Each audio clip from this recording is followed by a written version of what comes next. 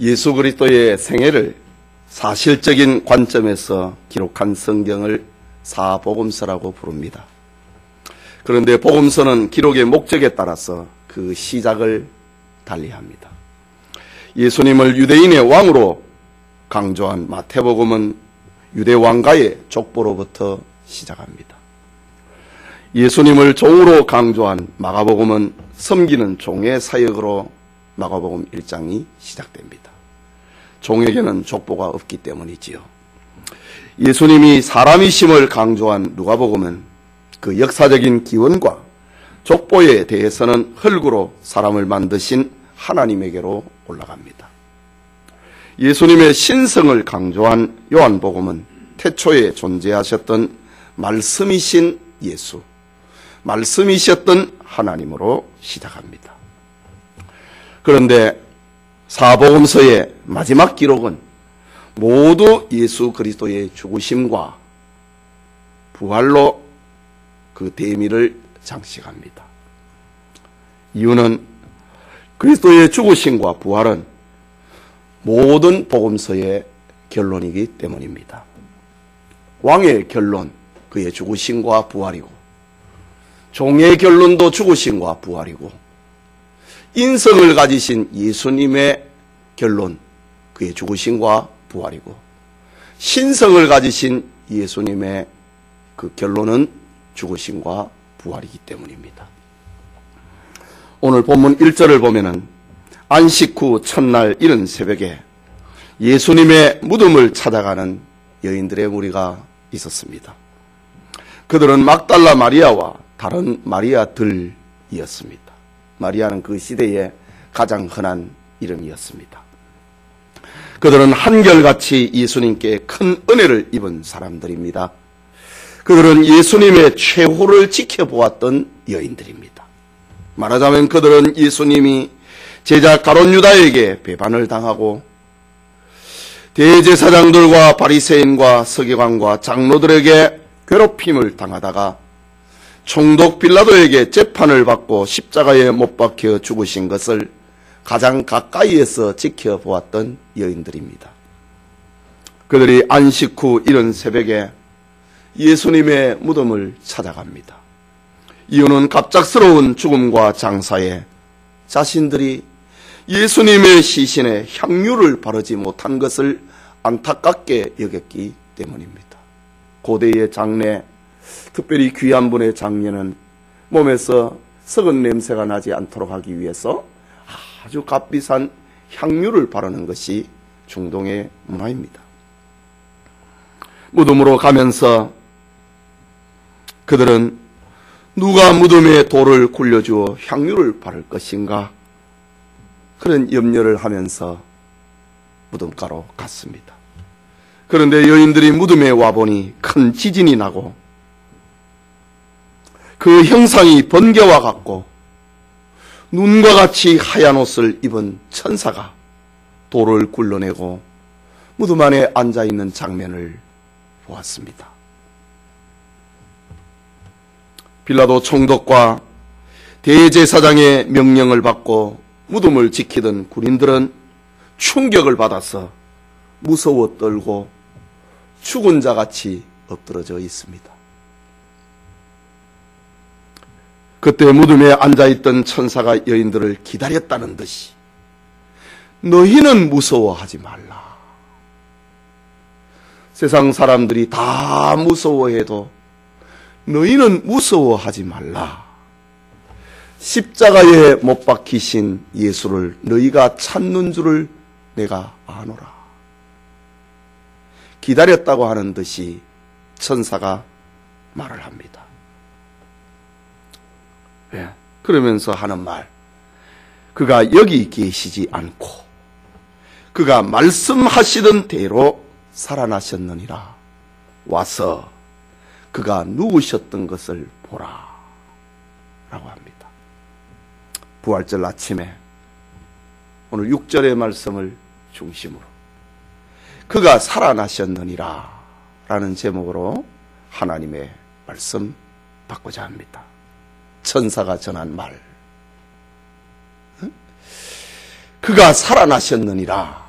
라는 의미가 무엇일까? 오늘 본문에서 세 가지 정도의 그 의미를 찾고자 합니다. 첫째는 그가 살아나셨느니라.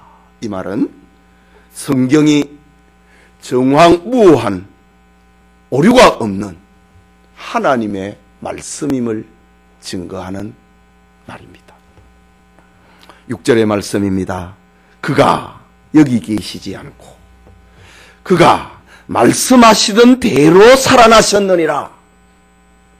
와서 그가 누우셨던 것을 보라.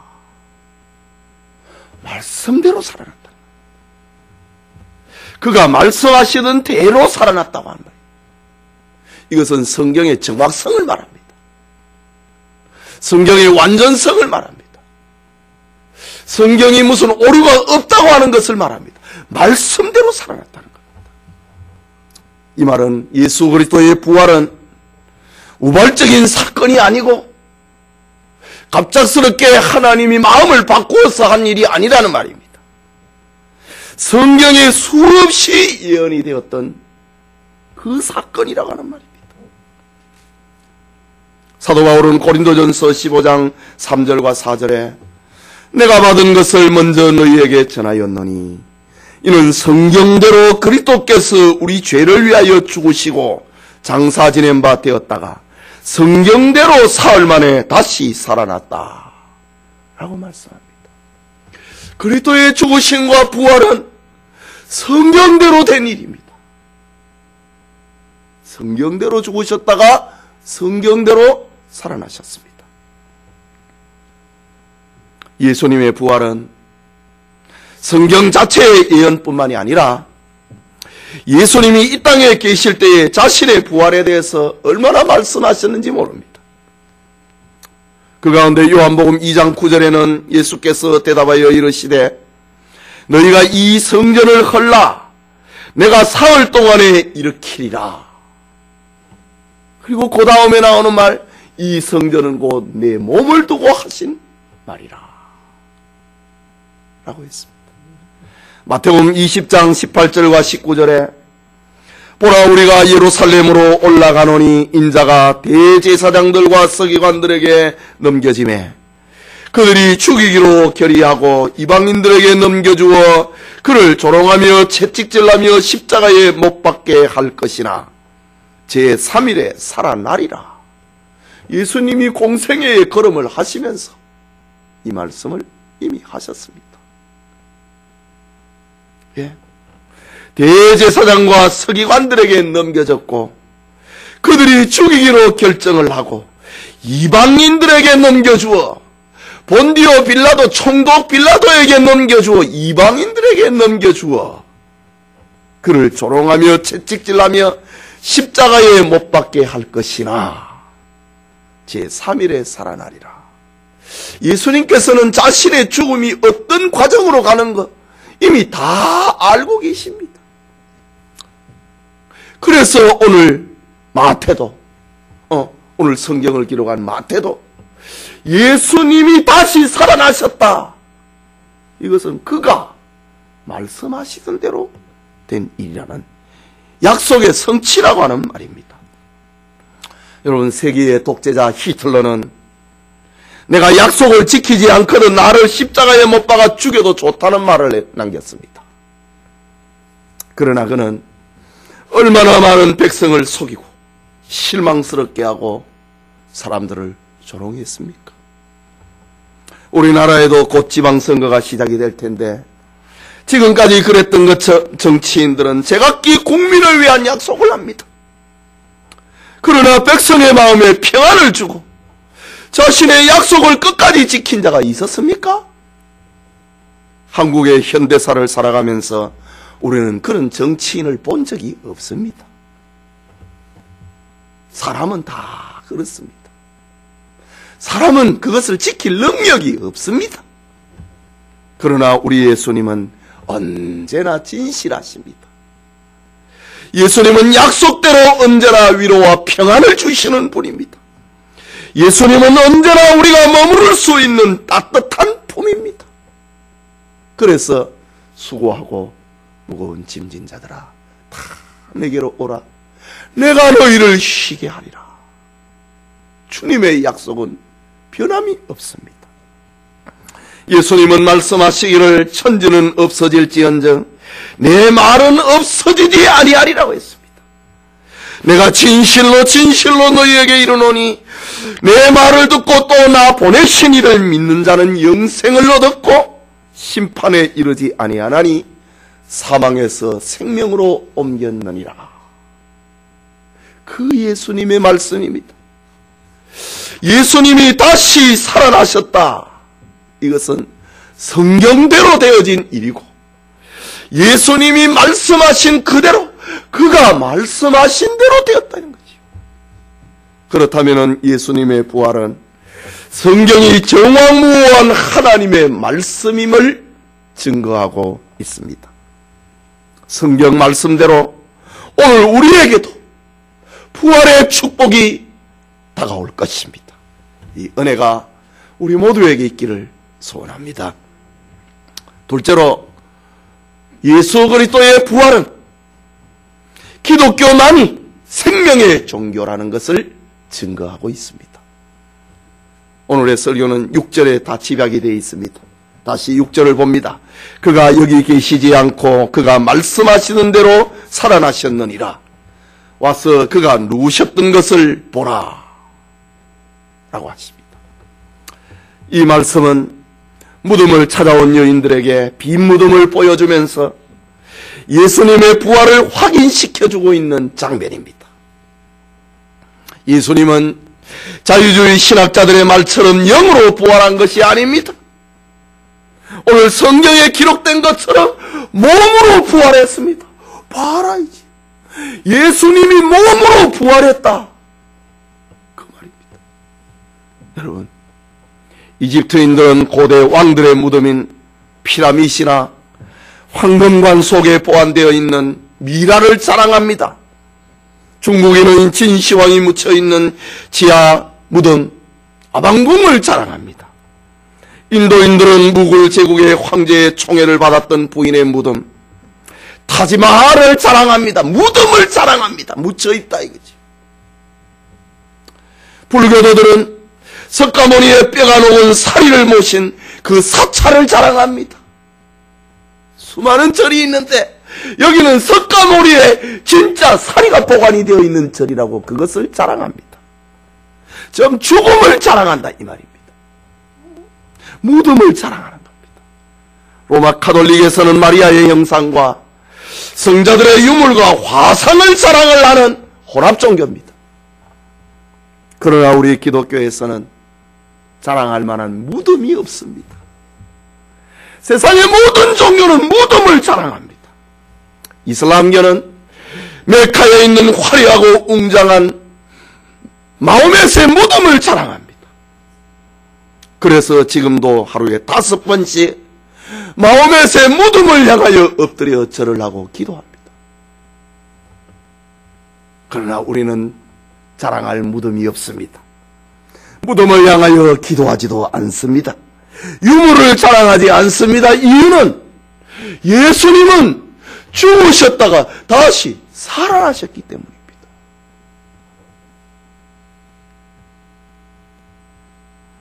말하자면 기독교의 자랑은 거대하고 화려한 무덤이 아닙니다.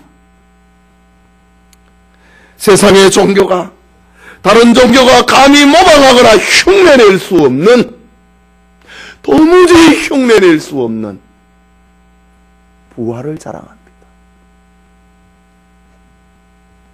기독교는 죽음의 종교가 아니고, 잘 죽는 종교가 아니고, 무덤의 종교가 아니고 생명의 종교이기 때문입니다.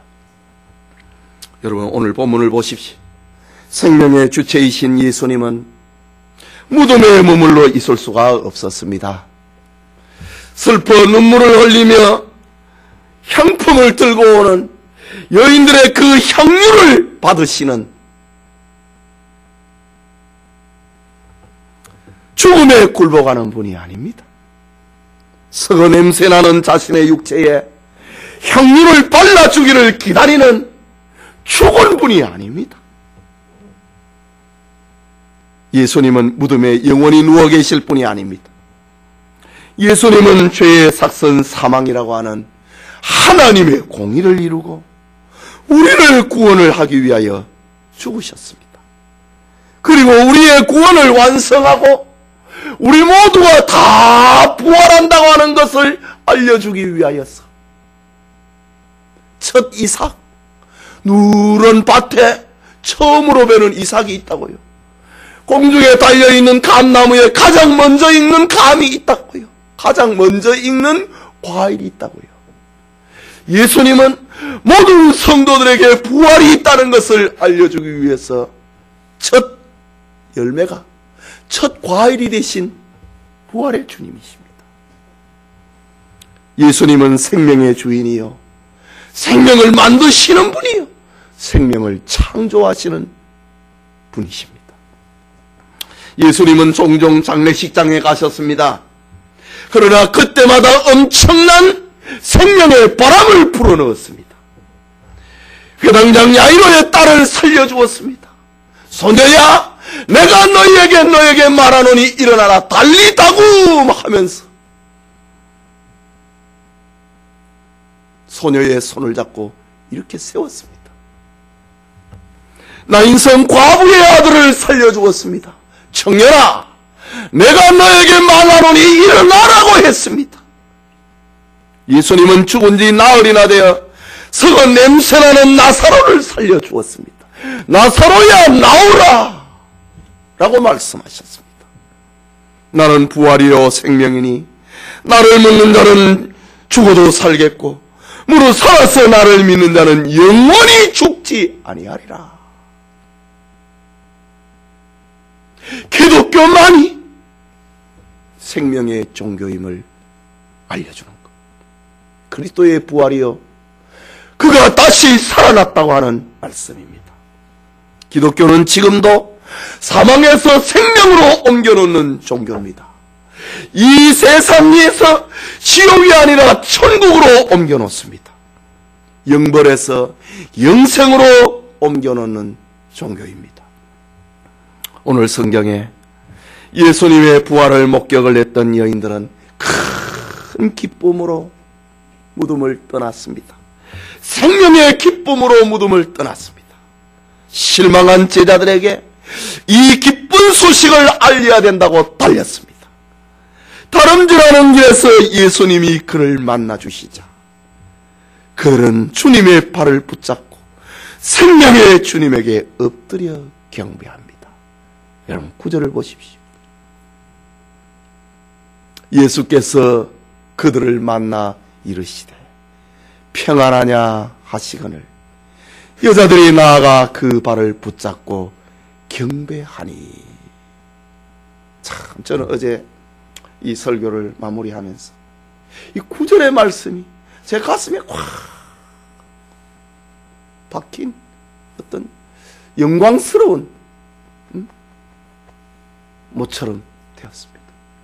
평안하냐. 예수께서 그들을 만나 이르시되 평안하냐. 여자들이 나아가 그 발을 붙잡고 경배하니. 여러분, 지금으로부터 2000년 전에 저 예루살렘에서 벌어졌던 그 광경을 한번 생각해 보십시오. 향품을 들고 우리 예수님 돌아가셨는데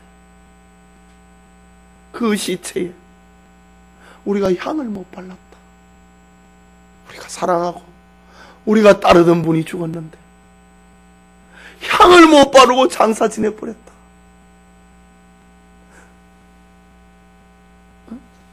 니고데모와 아리마대 요셉이 향을 발랐지만 그거는 그들의 일이고 우리는 주님의 사랑을 받은 사람이 아니냐. 우리가 예수님의 몸에 향을 못 발랐다. 울면서 향을 들고 새벽에 무덤가로 갔는데 무덤이 열려있고 살아났다고 하는 천사의 소리를, 번개와 같은 모습을 하고 하얀 옷을 입고 있는, 찬란한 옷을 입고 있는 천사를 보고 그가 살아나셨느니라 기뻐서 뛰고 있는데 예수께서 그들을 만나 이르시되 평안하냐 하시거늘 여자들이 나아가 그 발을 붙잡고 경배했다. 우리 성도들의 마음에, 여러분들의 가정에 이런 은혜가 있기를 소원합니다.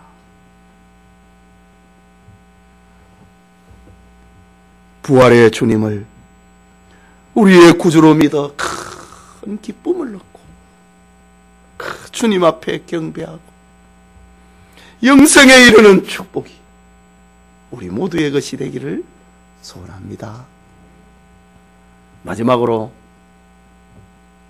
예수 그리스도의 부활, 그가 살아나셨다. 그것은 죽음은 인생의 끝이 아니라는 것을 증거합니다. 다시 본문 6절을 봅니다. 같이 읽읍시다. 그가 여기 계시지 않고 그가 말씀하시던 대로 살아나셨느니라. 와서 그가 누우셨던 것을 보라. 여러분, 예수님의 부활은 죽음이 인생의 종말이 아니라는 것을 확실하게 말을 해주고 있습니다. 죽음 다음에는 영화로운 세계가 있고 부활의 세계가 있습니다. 우리 몸을 입은 세계가 아니고 부활의 몸을 입은 세계가 있다는 것을 알려주고 있습니다. 사도 바울은 이 부활의 세계를 교인들에게 들려주면서 하나님의 영감을 받아 이렇게 기록합니다. 고린도전서 15장 42절에서 44절에 죽은 자의 부활도 그와 같으니 썩을 것으로 심고 썩지 아니할 것으로 다시 살며 욕된 것으로 심고 영광스러운 것으로 다시 살며 약한 것으로 심고 강한 것으로 다시 살며 육의 몸으로 심고 신령한 몸으로 다시 살아나나니 육의 몸이 있은즉 또 영의 몸도 있느니라. 죽음이 끝 아니라 이거지. 여러분, 그러나 세상에는 어떤 사람들은 죽음을 인생의 끝이라고 생각을 합니다.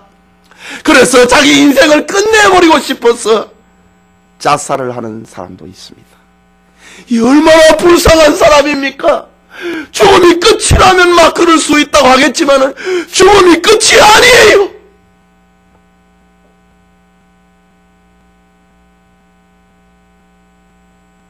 사회의 유명인사에 죽음을 따라가면 안 돼요. 너무나도 불쌍한 것입니다.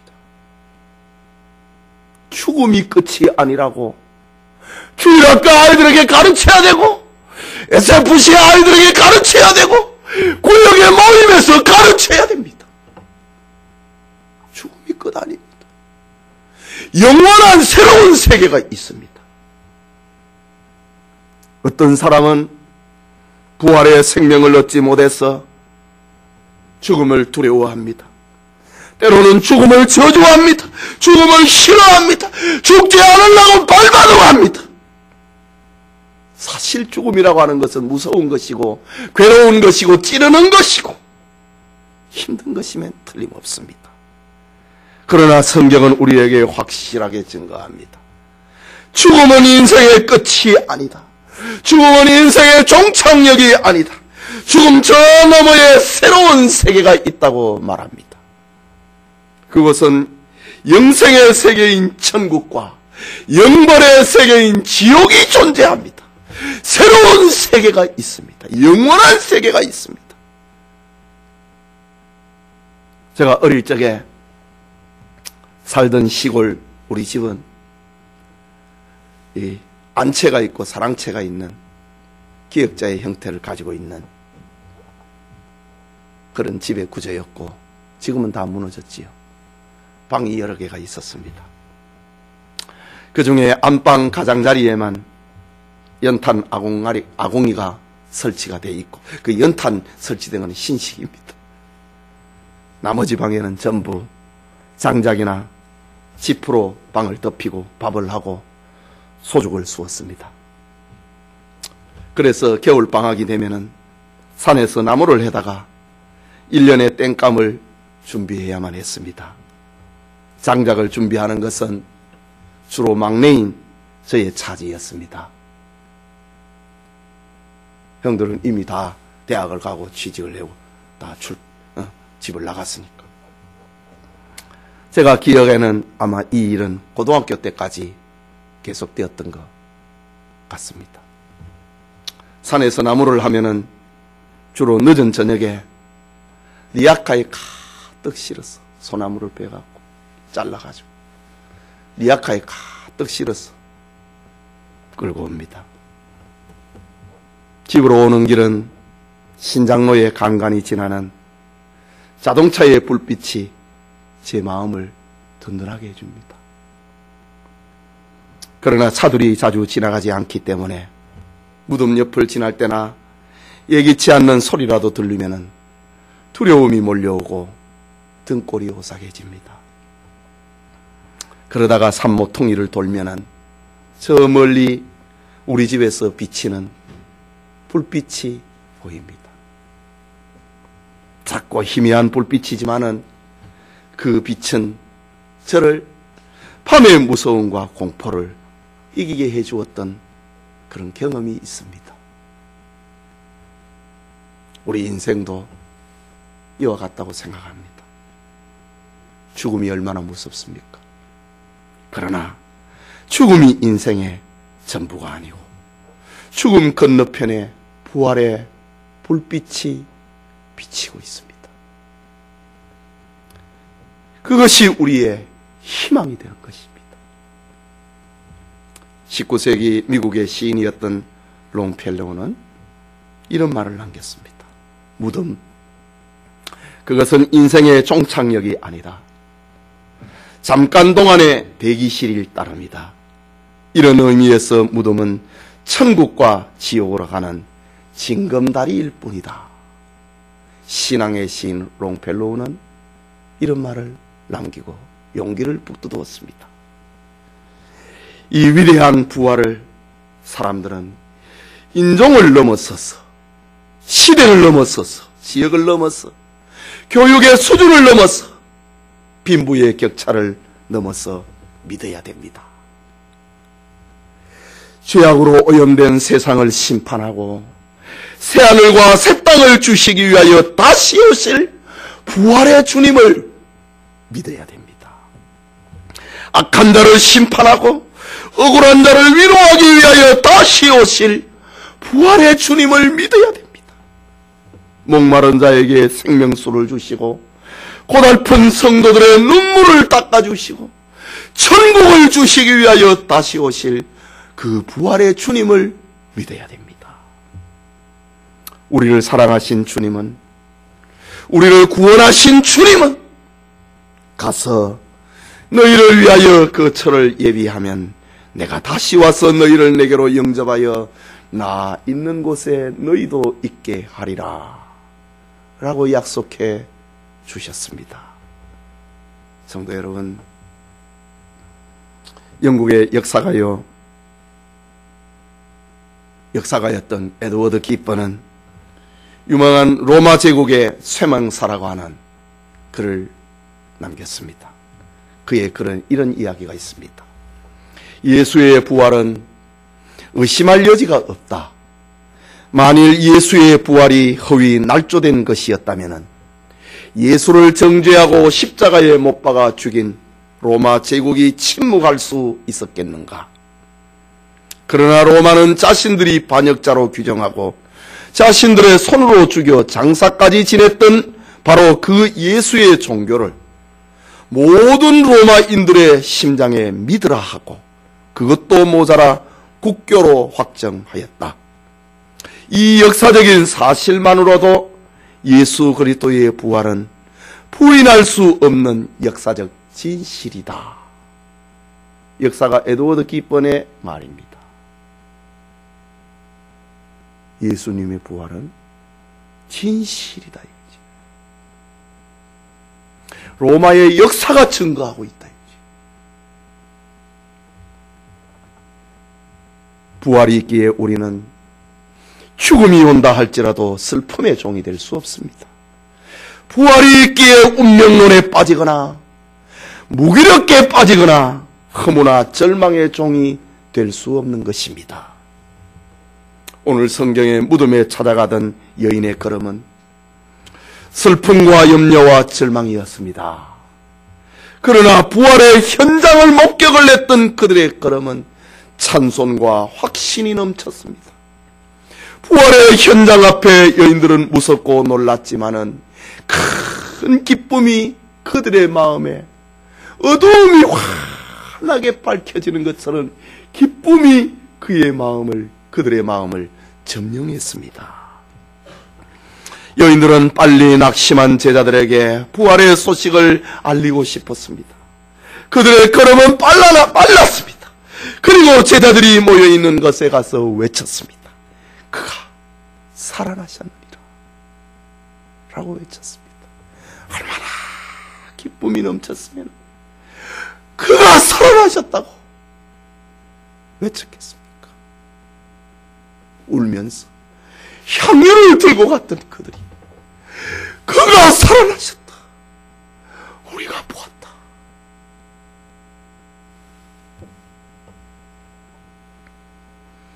낙심한 제자들은 이 사실에 희망을 얻었고 용기를 얻었고 담대했습니다.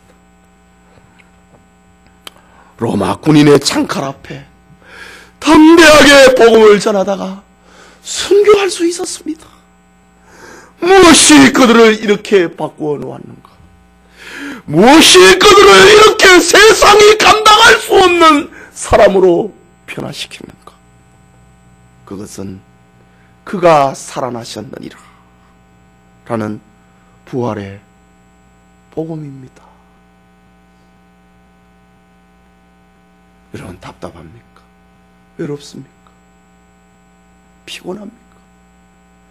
부활의 복음이 여러분의 심령을, 여러분의 가정을 환하게 비치기를 소원합니다.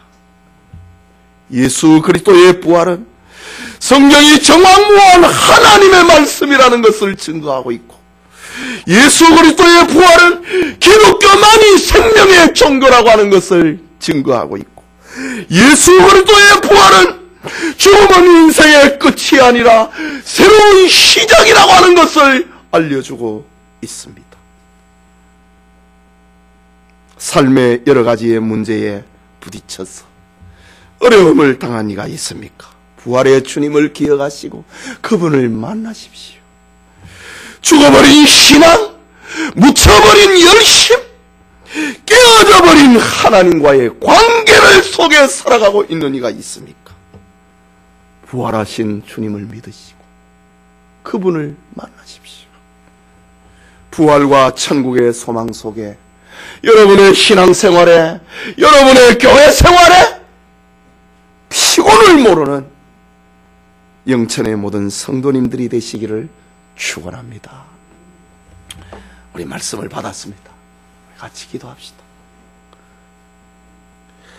여러분, 예수님의 부활은 모든 실망을, 모든 괴로움을, 모든 아픔을, 모든 무서움을 다 없애버리는 그 위대한 힘입니다.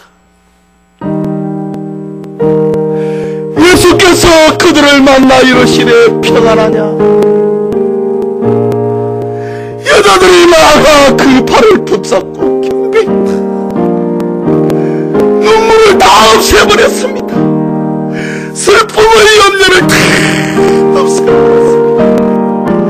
이것이 그리스도의 부활입니다. 말씀을 생각하고 기도합시다.